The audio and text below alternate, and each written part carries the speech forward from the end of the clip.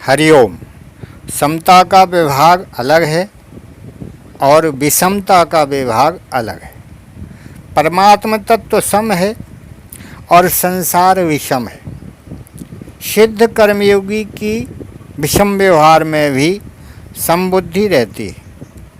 बर्ताव करने में जिनसे कभी एकता नहीं हो सकती, एकता करनी भी नहीं चाहिए और एकता कर भी नहीं सकते, उन मिट्टी के ढेले, पत्थर तथा स्वर्ण में सुहृद, मित्र, वैरी, उदासीन, मध्यस्थ, द्वेष, साधु तथा पापी व्यक्तियों में भी उसकी समबुद्धि रहती है, कारण कि उसको एक परमात्मा के सिवाय कुछ नहीं है ऐसा अनुभव हो जाता है।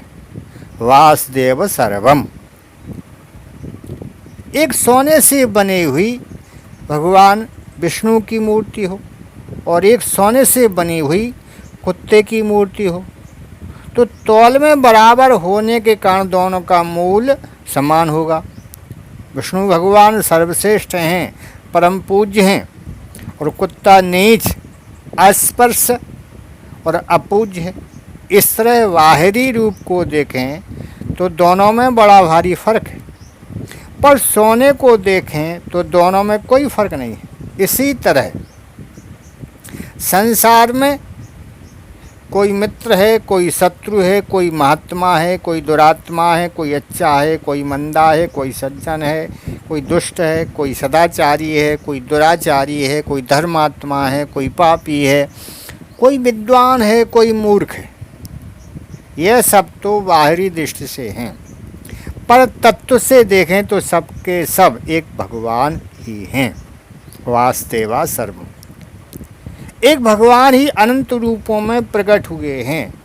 जानकर मनुष्य उनको पहचान लेता है, दूसरा नहीं पहचान सकता है। स्नान करते समय शरीर में साबुन लगा करके अगर देखें तो शरीर पर बहुत बड़ा भद्दा दिखाई देता है।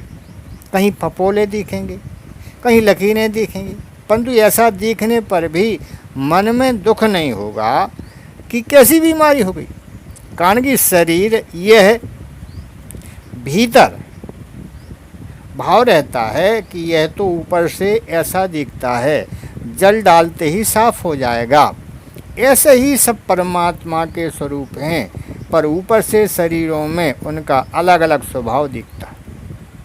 वास्तव में ऊपर से दिखने वाले भी परमात्मा के ही स्वरूप हैं, पर अपने राग द्वेष के कारण ये अलग अलग दिखते। जो बात 5वें अध्याय के दूसरे श्लोक में भगवान ने कही है, कर्मयोगो वशिष्यते पदों से, वही बात समबुद्धि विशिष्यते पदों से कही। समबुद्धि वाला मनुष्य निर्लिप्त रहता है। निर्लिप्त रहने से योग होता है, लिप्तता होने से भोग होता है। समबुद्धि तीनों योगों में है, पर कर्मयोग में विशेष है, क्योंकि भौतिक साधना होने से कर्मयोगी के सामने